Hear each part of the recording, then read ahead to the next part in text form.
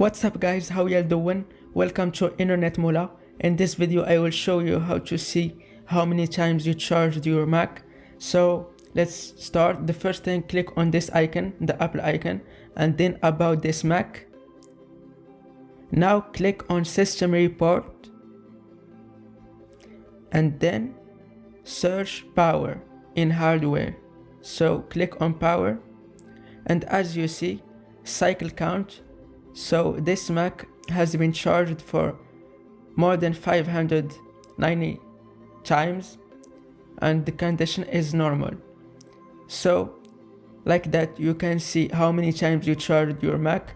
If you like this video, click on the like button, subscribe on our YouTube channel to get more tutorials. Thank you all for watching this video. Bye.